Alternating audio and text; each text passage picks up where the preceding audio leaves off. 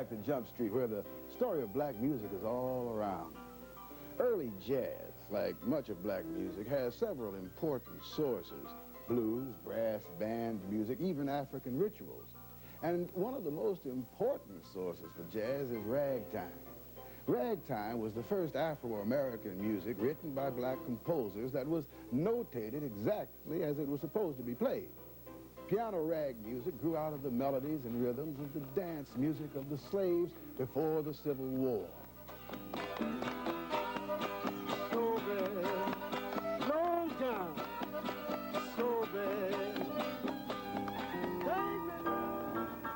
One of the most famous of slave dances was the cakewalk, a dance with African sources that slaves used sometimes to make fun of the way White Massa and his family carried themselves.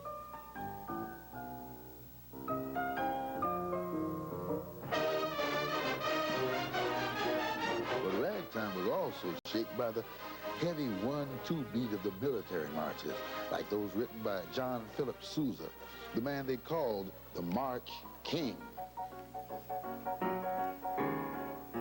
Here, U.B. Blake shows how in ragtime, the foot stomping or rhythm-keeping function is performed by the left hand. That's the oompa sound, almost like the tubas of the marching band. And the right hand plays the melody at the same time in a syncopated style.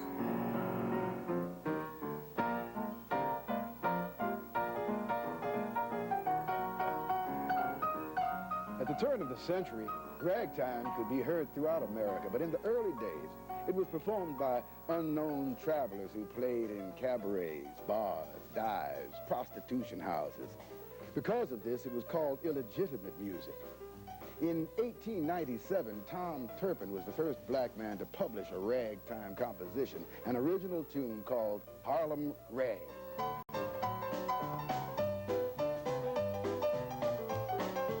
Soon, both black and white composers were churning out piano rags for publication and sale to eager audiences.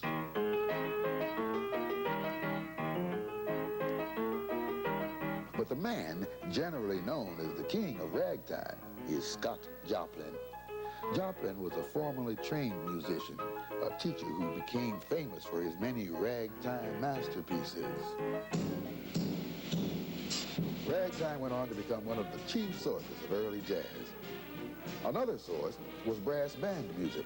In a city like New Orleans at the turn of the century, there were hundreds of black fraternal organizations and secret societies, and each had its own brass band. Brass bands played at every social occasion and on every holiday. But the most important of these ceremonies was the New Orleans funeral parade, a ritual which is very African in style and spirit. Most African funerals are very elaborate rituals in which the dead are honored as well as mourned.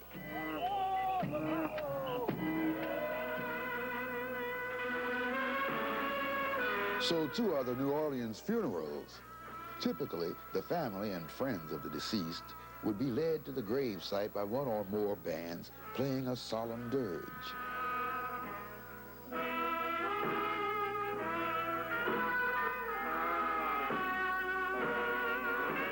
After the burial, the band would lead the way back to town playing a hot finger popping selection, usually one of the deceased's favorite songs.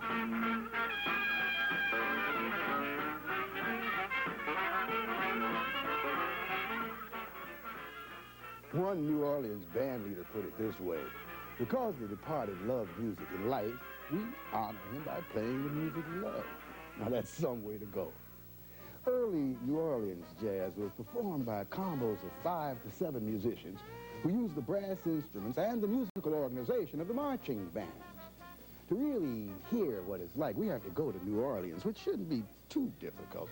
In fact, I believe Bourbon Street is just around this corner.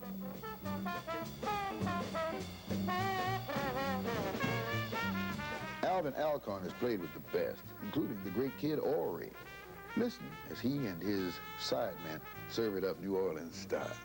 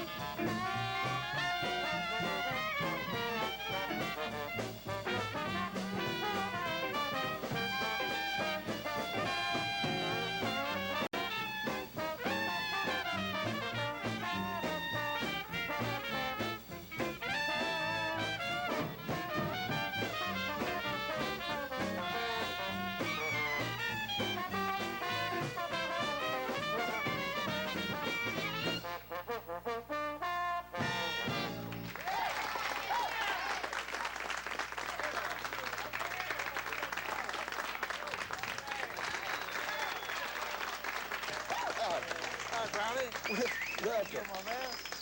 Good to see you. What a pleasure to have you. Thank you. Tell me, how long has it been since you first formed the first band that you conducted? The first band? Yeah. Oh, I was pretty young then, around about 14 years old. My goodness. Yeah, now I'm 39 like Jack Benny. Yeah. Where was that? Haven't changed my age. Here in New Orleans? New Orleans, yeah. This is my hometown. I was born and reared here. And some of the influences that directed you as you were a young man, as a young musician. Well, just like you said, Louis influenced the whole world. Everybody that blew a horn, even the trombone players, saxophone players around New Orleans, sounded like Louis Armstrong. Mm-hmm.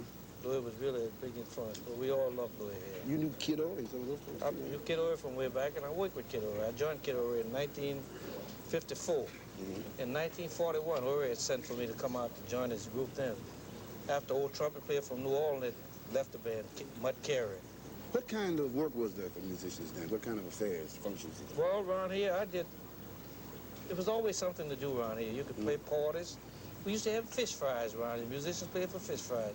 People give a little, on Saturday nights, they put a red lantern out in front of their house and have a little band to come in and play or something, sell fish. How about the funerals? We hear a lot about New Orleans funerals. Well, the funerals go way back from all these societies and these benevolent associations and that we had around here.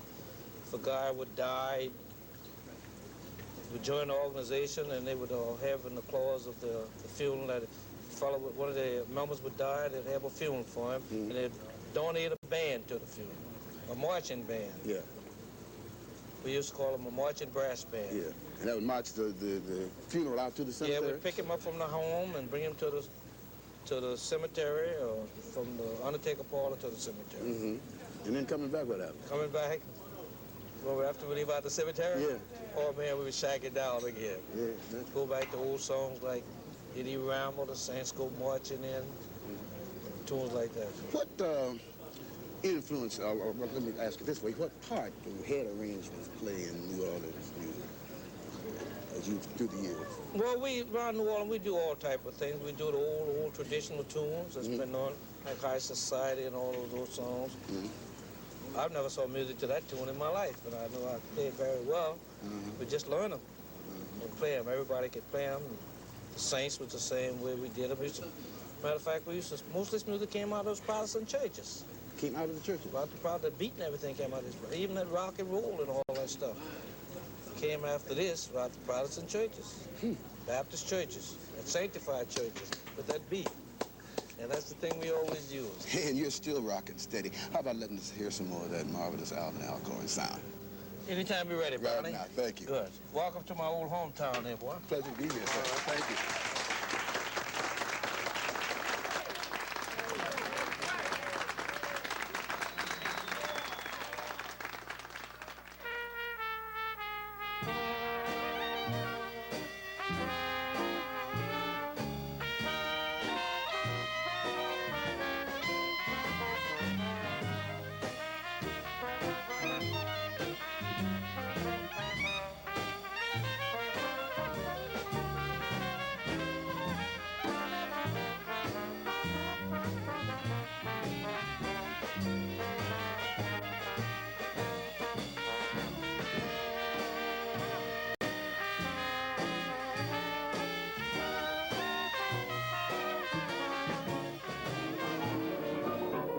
So many of the greats of early jazz came from New Orleans. There's Jelly Roll Morton, the first great jazz composer. He arranged ragtime music for jazz combos.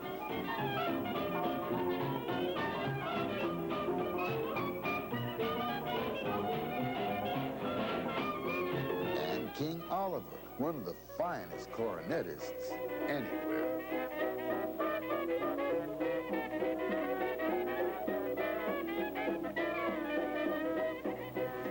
Over there was Congo Square, where the New Orleans slave masters used to let their slaves perform African rituals several times a month.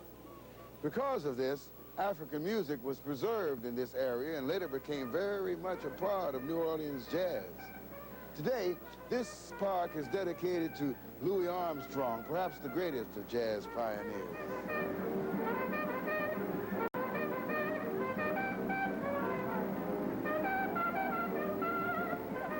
Louis's exquisite mastery of the trumpet set the standard by which musicians would be measured for years to come. He made solo work the centerpiece of jazz performance.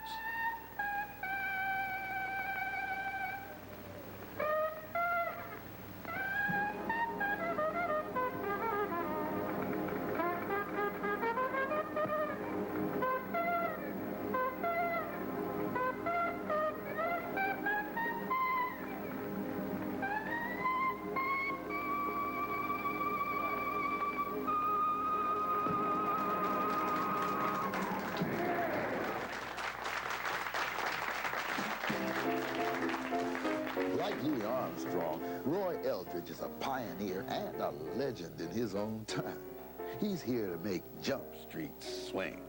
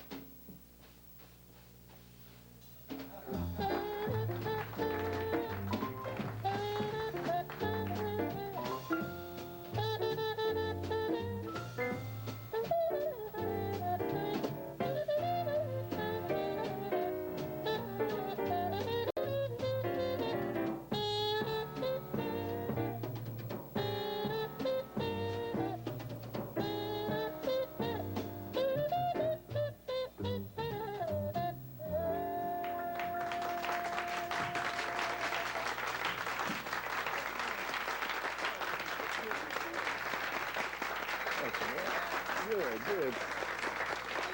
That's beautiful. Just beautiful.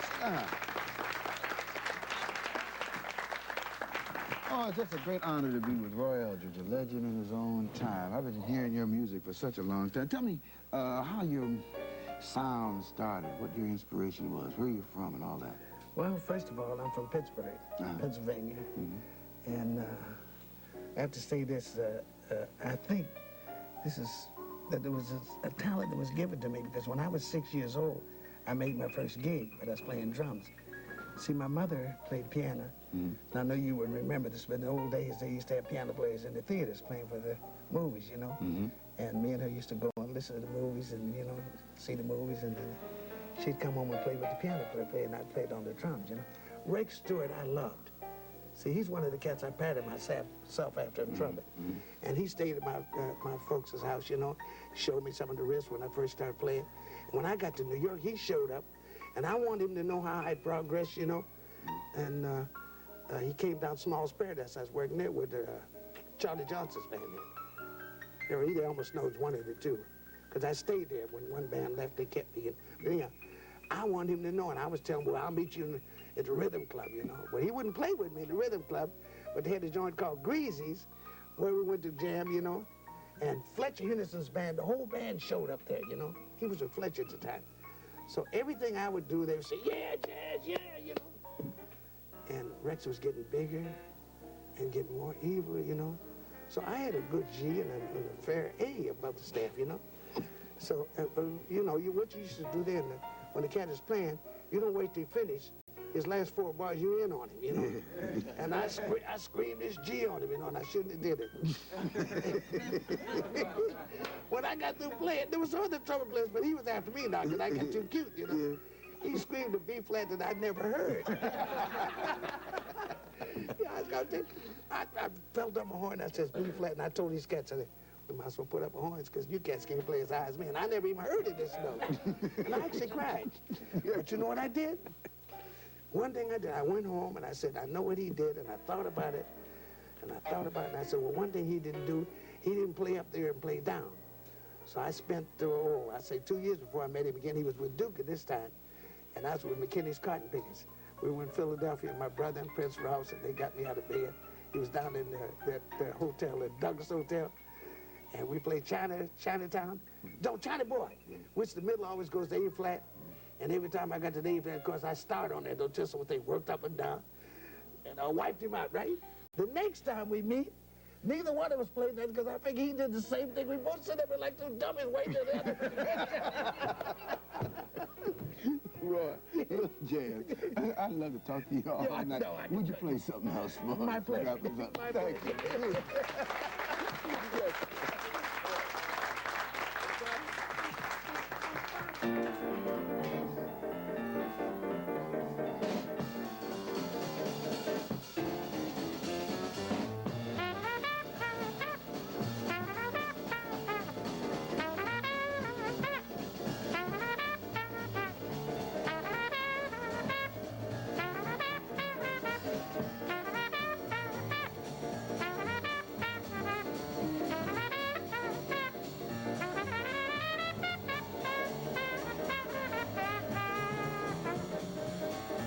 About you, baby, just can't afford the price. Yes, crazy about you, baby, just can't afford the price. You're a high-class mama, and I guess it ain't no dice. Gone back home to get my old gal Sue. Gone way back home to get my old gal Sue. She ain't the caviar kind, just plain old kidney stew. Said kidney stew is fine. Yes, kidney stew is fine. It'll save any money and give you peace of mind. Oh, wait a minute, baby. Wait a minute, baby. Hold it right there. Hold it right there. Hey, don't you go nowhere. Oh, wait a minute, baby. Wait a minute, baby. Hold it right there. Hold it right there. Yum-diddy-dum-diddy-dum, don't you go nowhere. Love that woman like a root dog loves his corn. Just love that woman like a root dog loves his corn.